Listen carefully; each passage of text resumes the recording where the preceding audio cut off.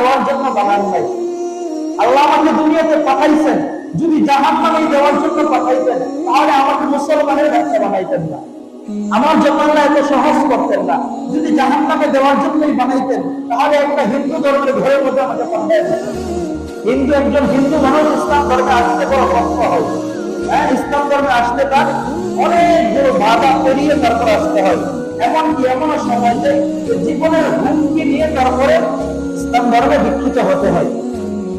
কিন্তু আমি আল্লাহর কাছে দরখাস্ত করি নাই, আল্লাহ আমাকে আপনি মুসলমান বানায় পাঠান, আমাকে আপনি ইসলাম ধর্মের মধ্যে পাঠান, আমাকে আপনি ইসলামের মুসলমানের বাচ্চা বানায় পাঠান।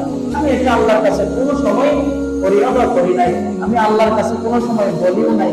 এরপরে আমার আল্লাহ আমার উপর কত রহম করেছেন, আমার উপর কত দয়া করেছেন।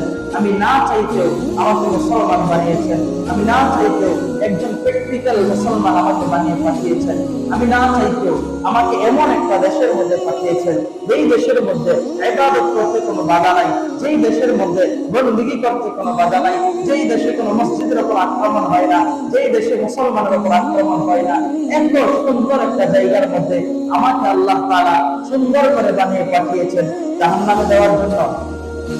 আল্লাহ চেয়েছেন যে আল্লাহ কোন একজন বান্দা জাহান্নামে চলে যাক, এটা আল্লাহ কোনো সময় চান না। আল্লাহ কোন একজন বান্দা জাহান্নামে চলে যাক, এটা আল্লাহ কখনো চান না। আল্লাহ তাআলা কোন একজন বান্দাকে জাহান্নামে দেওয়ার জন্য আল্লাহ বানান না। যখন বান্দাগুলো জাহান্নামে চলে যায়, বান্দাগুলো যখন জাহান্নামে চলে যাবে, আল্লাহ তাআলা বড় কষ্ট হয়, বড় মায়া হয়।